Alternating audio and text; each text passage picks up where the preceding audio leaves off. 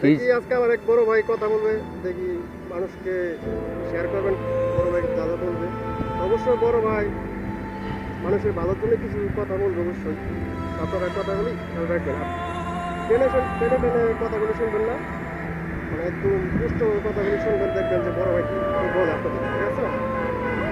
আচ্ছা ভাই, বর্তমানে দেশের কি অবস্থা, মানে করোনা ভাইরাস যে আমাদের বর্তমানে তো দেশের অবস্থা 14টা বাজে গেছে, কারণ এখানে করোনা ভাইরাসের চেয়ে চালচরের সংখ্যা বেশি। বিশেষ করে ইউনিয়ন পর্যায়ে যারা ওই সাহায্যগুলোর বিলি করতে দেওয়া হয়, যাদের আন্ডারে এই দায়িত্বগুলো দেওয়া হয়, তারা আসলে ওনাদের দায়িত্ব ভোটের জায়গায় নাই। তারা ওই আমার মনে হয় তারা ভোটের যতগুলো ভোট পাইছে চুরি করে, তার চেয়ে বেশি মনে হয় চালই চুরি করছে। ওনাদের ভোট গণনা করলে ভোট কম হবো, চালের বস্তা বেশি হইব। এটা হচ্ছে মোস্ট ইম্পর্টেন্ট পয়েন্ট। আর হচ্ছে এই সময়তে যেহেতু সামনে ঈদ, সবার টাকা পয়সা নাই, এই সময়তে উচিত টেস্ট করে প্রত্যেকটা শ্রমিকরে লো লেভেল থেকে আপার লেভেলের উপরে যারা কর্মজীবী করে, যারা কর্মস্থলে কর্মরত থাকতে চায়, তাদেরকে করোনা কিট দিয়ে টেস্ট করে তারপর ওই কী বলে বিভিন্ন প্রতিষ্ঠানে ওই কার্যক্রমে অংশগ্রহণ করানোটা উচিত। এই গণহারে যদি কার্যক্রম যদি করায় তাহলে একটা বড় একটা এফেক্ট আসবে প্রত্যেকটা কোম্পানিতে। এই যে বর্তমানে সরকারের যে সিদ্ধান্তটা নিচ্ছে যে গার্মেন্টস ফ্যাক্টরি, আপনার বিভিন্ন কোম্পানি সেফটিংয়ে মানে কাজ করতে পারবো আর কি, ঠিক আছে? হ্যাঁ, এটা আপনার কিরকম মনে হয়? এটা তো মনে কর এটা আসলে সম্পূর্ণ ক্ষেত্রেই ভুল ধারণা। ওনাদের উচিত হচ্ছে আগে টেস্ট করানো যে উনি করোনা রোগে আক্রান্ত কিনা। যদি উনি করোনা রোগে যদি কোনো ওয়ার্কার যদি আক্রান্ত হয়, তাহলে তাকে ওই ভালো একটা পর্যবেক্ষণে রাখতে হবে। আর যে ব্যক্তি করোনা রোগে আক্রান্ত না, তাকে দিয়ে কর্মস্থলে কর্মরত অবস্থায় রাখাটা বা আমি মনে করি ঠিক আছে।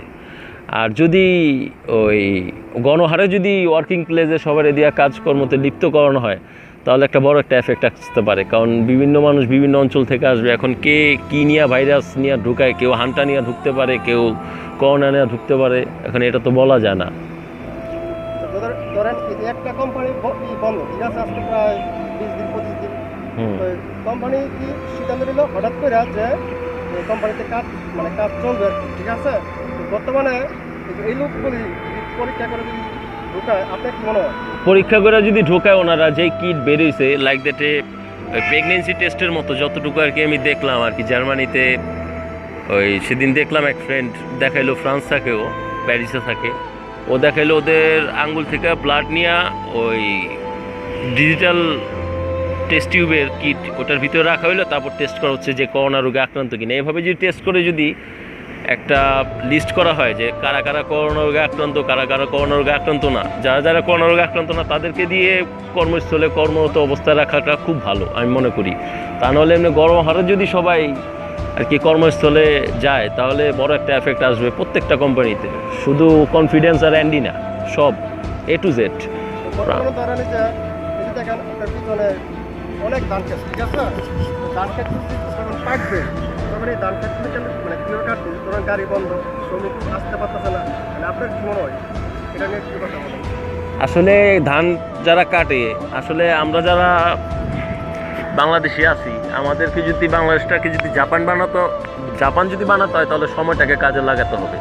যেমন ধানটা যদি পেকে যায়, তাহলে দেখা গেল যারা ওই যে বাপের হোটেলে খায়, মার হোটেলে ঘুমায়, আর ওই যে মোবাইল স্মার্টফোন নিয়ে ঘুরে আর ফেসবুক চালায়, ওই লাইকি নিয়ে বিজি থাকে, ওদেরকে দিয়ে ধানটা কাটানোটা খুব জরুরি, ঠিক আছে? তাহলে বুঝতে পারবো সময় এবং টাকার মর্মটা কতটুকু। কারণ টাকার মর্ম তো আমি একসময় বুঝি নাই, এখন বুঝি যে টাকার যে ঝাঁজটা কতটুকু ইম্পর্টেন্ট। আসলে এই মিডিল এই যে আইসা আমি অনেক কিছু টের পাইতেছি, টাকাটা অনেক ইম্পর্টেন্ট। টাকা না থাকলে অনেক কিছু থেকেই বঞ্চিত হতে হয়, যে বঞ্চিতটা আমি হচ্ছি আর হতেও পারি হয়তো সামনে।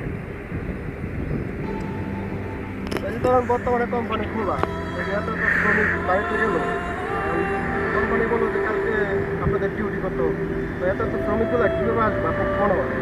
আসলে যার চাকরি করার ইচ্ছা সে যদি আসে, আর কোম্পানির যদি কাজ করানোর ইচ্ছা থাকে, যদি কোম্পানির প্রোডাকশন ডেভেলপ করতে চায়, তাহলে আমি মনে করি এখানে ওই করোনা ভাইরাসের কিট এনে তারপর টেস্ট করিয়ে করিয়ে ওদেরকে একটা লিস্ট করে তারপর কর্মস্থলে কর্মরত থাকাটাই ভালো। যেহেতু টেস্ট না করে যদি ঢুকানো হয় অনবরত আনলিমিটেডভাবে, তাহলে বড় একটা এফেক্ট আসবে, আর এই এফেক্টটা সামাল দিতে অনেক কষ্ট হবে।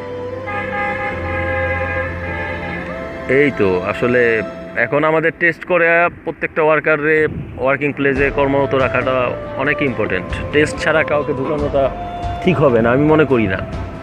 তো আমাদের দেশে যখন অ্যাক্সিডেন্ট করোনা ভাইরাসটা আসে না, তো আমাদের দেশে কিন্তু 1 মাস বা 15 দিন 20 দিন আগে কিন্তু ছিল জাপান, কোরিয়া। হ্যাঁ, জাপান তো লকডাউন খুলে দিছে, আমার কাছে সব খবর আছে। ওরা এখন লকডাউন খুলে ওরা নিজেরা ঔষধ আবিষ্কার করছে, ভ্যাকসিন আবিষ্কার করছে, অ্যান্ড ওদের কিটেরও অভাব নেই। এখন ওরা কিট, ঔষধ আর হচ্ছে ভ্যাকসিন আদার্স কোম্পানিতে দিতে পারে, কিন্তু সেই লেভেলের চড়া এক্সপেন্সিভ রেট দিয়ে কিনতে হবে। যদি আমাদের গভর্নমেন্ট আমাদের সেবায় যদি নিয়োজিত থাকতো, আমি ভাবি যে জাপানের থেকে ওষুধ আর ভ্যাকসিন কেনাটা খুব ইম্পর্টেন্ট। যখন আমাদের দেশে করোনা ভাইরাসটা ঢুকে তখন সরকারের কি করা উচিত? করোনা ভাইরাস ঢুকে বলতে তো বড় কথা না, বড় কথা হচ্ছে আমাদের সরকারের উচিত ছিল যে উনি যখন দেখছে ইরান, ইটালি, তারপর ফ্রান্স, তারপর সুইডেন, তারপর ওই ইউরোপের হাই লেভেলের যে দেশগুলো আছে, তারপর আমাদের এই এশিয়াতে যে দেশগুলো আছে, এগুলোতে যখন ঢুকছে তখন উচিত ছিল এখানে ভালোভাবে এয়ারপোর্টগুলোতে, তারপর বর্ডার ইমিগ্রেশনগুলোতে, তারপর বর্ডারগুলোতে যারা ওই যে ইলিগেল ওয়েতে বর্ডার দিয়ে যাতায়াত করে ইন্ডিয়া থেকে যে আর ওই যে বার্মা থেকে, ওদেরকে উচিত ছিল এখানে ভালো কড়াকড়িভাবে ওই চেক বসানো, আর হচ্ছে মাস্ট স্ট্রংভাবে মেডিকেল টিম বসানো, আর টেস্ট কিট তো মাস্ট থাকাটা ইম্পর্টেন্ট ছিল। আসলে আমাদের প্রিপারেশন ভালো না, সেজন্যই আমাদের বাংলাদেশ আজকে একটা দুর্ভিক্ষ। কেউ ত্রাণ নেয় 10 টাকা, কেউ 1 সপ্তাহ একটা ত্রাণ পায় না, একটা ত্রাণের প্যাকেট পায় না। এই যে বর্তমানে ধরেন এই যে প্রতি গ্রামে গ্রামে কিন্তু ধরেন হাই লেভেলের লোক কিন্তু আছে, আবার কিন্তু প্রতি গ্রামে ধরেন একদম ছোট পরিবার আছে যে দিন আনে দিন খায়, তো ওরা তার থেকে ধরেন কাজ করতে পারতেছে না, ঠিক আছে? তো যারা হাই লেভেলের লোকগুলি ওদের কি করা উচিত? হাই লেভেলের লোকগুলোর উচিত সরকার একটা লিস্ট করা, যে কাদের কত টাকা আছে। এটা যদি সরকার ইচ্ছা করে তাহলে আমি মনে করি সরকার পারে ওদের একটা লিস্ট করতে, ওদের অর্থ সম্পদ আর হচ্ছে ওদের বর্তমানে ক্যাশ ক্যাপিটাল কত আছে আর কি ব্যাংকে কিংবা নিজের বাড়িতে। সরকার ইচ্ছা করলে পারে সব কিছু আইডেন্টিফাই করতে। যদি সরকার আইডেন্টিফাই করে যদি ওদের কাছ থেকে অর্থ নিয়ে সেনাবাহিনীর মাধ্যমে যদি সেই ত্রাণ সামগ্রীগুলো যদি ওই মিডল ক্লাস, লো ক্লাস ফ্যামিলিগুলো যদি দেওয়া হয়, আমার মনে হয় দেশে দুর্ভিক্ষ বলে কোনো চিহ্ন থাকবে না। কারণ বাংলাদেশে শামসুদ্দিন বিন মৌসার মতো অনেক আপার লেভেলের এস্টাবলিশড বিজনেসম্যান আছে, ওদেরকে ধরা উচিত সরকারের এই মুহূর্তে। এই যে বর্তমানে ধরেন আপনার যে করোনা ভাইরাসের পরিস্থিতি, মানে এটাকে মানে বর্তমানে কীভাবে পরিস্থিতি সামলাতে পারবো? বর্তমানে যদি পরিস্থিতি সামলাতে হয়, সবার আগে বাংলাদেশের যে কয়টা বর্ডার আছে সেখানে স্ট্রংভাবে মেডিকেল টিম বসাতে হবে, আর মাস্ট সবার আর্মি বলেন, ওই বর্ডার গার্ড বলেন, তারপর হচ্ছে পুলিশ বলেন, নৌবাহিনী, সেনাবাহিনী, সবার পার্সোনাল প্রোটেক্টিভ ইকুইপমেন্ট ইউজ করে, প্রপারলি ইউজ করে ওই ওনাদেরকে ডিউটিতে নিয়োজিত থাকতে হবে। আর মেডিকেল টিম আরও স্ট্রং করতে হবে। আর যেই সব ডাক্তাররা নাকি নিজের একটা সিন্ডিকেট করে ওনারা ওই কি বলে ওই হোম লিভে আছে, বিশেষ করে এটাকে আমি হোম লিভই বলবো, এটা কোনো ওই কি বলে ওই ঘরের মধ্যে বন্দি থাকানো, ওনারা নিজের একটা সিন্ডিকেট করে আর কি ছুটি কাটাইতেছে। এই ছুটিটা যাতে না কাটাতে পারে এদেরকে একটা লিস্ট করা দরকার, তারপর ওনাদেরকে চাকরিচ্যুত করাটা খুবই জরুরি সরকারের। তা নাহলে আমি ভাববো যে সরকার একটা বোকামি ছাড়া কিছুই না। ওনারা হোম কোয়ারেন্টে আছে নিজেরা একটা সিন্ডিকেট করে, শিশু বিশেষজ্ঞ ডাক্তার থেকে শুরু করে ওই আপার লেভেলের সার্জেন্ট যেসব ডাক্তারগুলো আছে, ওনারাও একটা সরকারি যেসব ডাক্তারগুলো আছে সরকারি হসপিটালে যারা কর্মরত যেসব ডক্টর, ওনারা নিজেরা সিন্ডিকেট করে লিস্ট করে ওনারা হোম কোয়ারেন্টে আছে আর কি ছুটি কাটাইতে আছে। এটা একটা ছুটি ছাড়া আর কিছুই না, কারণ ওনারা তো মান্থলি স্যালারি পাচ্ছে।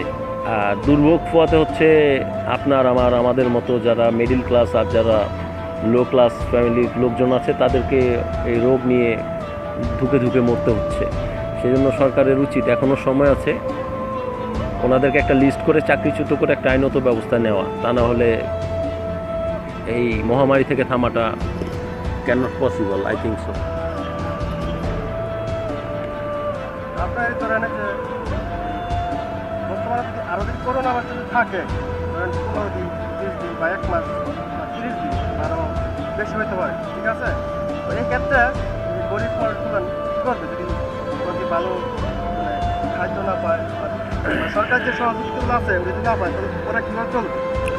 আসলে ওদেরকে ভালোভাবে চালানোর মতো যদি চালাতে হয় সরকারের, তাহলে সরকারের অ্যাটলিস্ট করতে হবে যাদের 2 কোটি টাকার উপরে সম্পদ আছে, 1 কোটি টাকার উপরে, যাদের অ্যাটলিস্ট যাদের 50 লাখের উপরে টাকা আছে, তাদের কাছ থেকে অর্থ নিয়ে, সরকারের একটা লিস্ট করে তাদের কাছ থেকে অর্থ নিয়ে একটা ভালো স্টেপ নেওয়া দরকার। কিন্তু ওই পণ্য সামগ্রী আর কি, ত্রাণ সামগ্রীগুলো যাতে আর্মির হাতে দেওয়া হয়, বাংলাদেশ সেনাবাহিনীর হাতে, বাংলাদেশ সেনাবাহিনী যেন সেগুলো বিতরণ করে।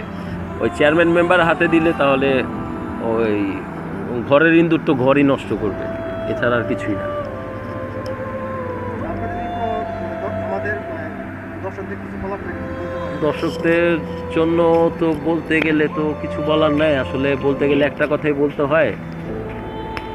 আসলে যদি পারেন টাকা পয়সা আর কি, খাদ্য বস্ত্র এবং ওই কি বলে নিত্যপণীয় প্রয়োজনে যেসব জিনিস সেগুলো স্টক করে রাখা, আর হচ্ছে যতটুকু পারেন অ্যাটলিস্ট রান্না করে হলেও আশেপাশে মানুষকে একবেলা হইলেও খাওয়ানো। একজন করেও যদি একটা মিডল ক্লাস ফ্যামিলি কিংবা আপার লেভেলের ফ্যামিলি যদি একবেলা করে একটা ফ্যামিলিরও যদি একটা মানুষকে যদি খাওয়ানো হয়, তাহলে বাংলাদেশে দুর্ভিক্ষ বলে থাকবে না আমি মনে করি। এটুকুই আছে।